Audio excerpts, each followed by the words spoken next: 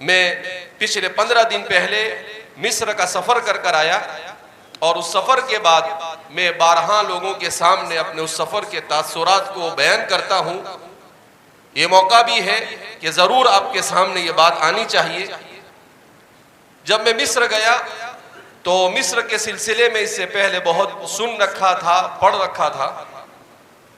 مگر مصر جانے کے بعد ایک عجیب سی کیفیت سوار ہوئی ذہن و دماغ پر، اس لیے کہ وہ مصر جہاں 100% مسلمان ہیں، جہاں پر جامعہ ازہر جیسی عظیم یونیورسٹی ہے جو آج سے 1200 سال پہلے قائم کی گئی، اس مصر کی صورتحال یہ ہے کہ حکمران مسلمان، رعایا مسلمان، اس کے باوجود آپ کو اسلام وہاں پر نظر نہیں آئے گا۔ آپ کی آنکھیں اسلامیت کو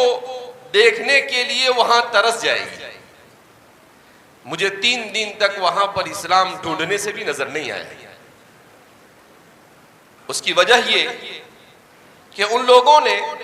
دینی تعلیم کی وہ اہمیت نہیں دی جو اہمیت ہمارے اکابرین نے اس ملک میں دی۔ انہوں نے جیسے دنیا کی تعلیم کا نظام ہوتا ہے اپنے نظام کو اس طرح تو کر دیا، مگر اس طرح کے نظام سے ایسے علماء وجود میں نہیں آ سکے جو علماء مکمل طور پر اسلامی تہذیب و تمدن کے محافظ ہو، جس کے صورتحال یہ کہ جمعہ کے دن جب ہم مسجد میں پہنچے تو قاری صاحب قرات کر رہے تھے،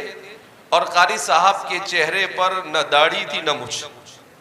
مکمل طور پر ایسا لگتا تھا کہ حضرت ابھی کلین شیو کر تازہ تازہ ہے۔ اس کے بعد خطیب صاحب خطبے کے لیے کھڑے ہوئے، بڑی عمر کے تھے، ان کے چہرے پر بھی بہت مشکل سے خشخشی داڑھی، بلکہ خوشی داڑھی تھی، اور جب امام صاحب آگے بڑھے ان کے چہرے پر بھی نہ داڑھی نہ مچھ، کچھ بھی نہیں، ان کا لباس بھی اسلامی نہیں۔ عورتوں میں بھی بہت برا حال،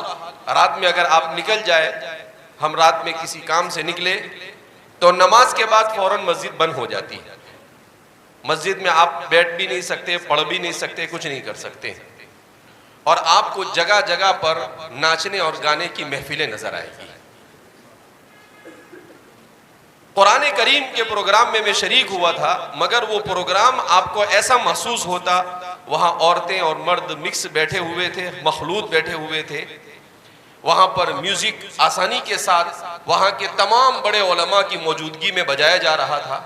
عورتیں فل میک اپ میں قرآن کی اس مجلس کے اندر میں آ کر پرفارمنس کر رہی تھی، وہاں پر آ کر مظاہرہ کر رہی تھی،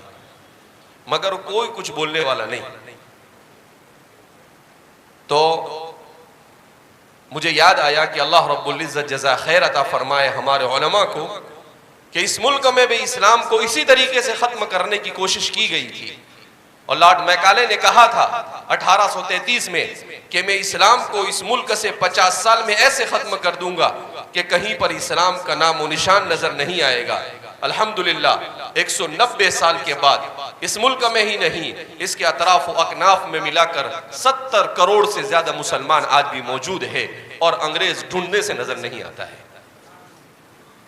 جاء الحق وزهق الباطل ان الباطل كان زهوقا۔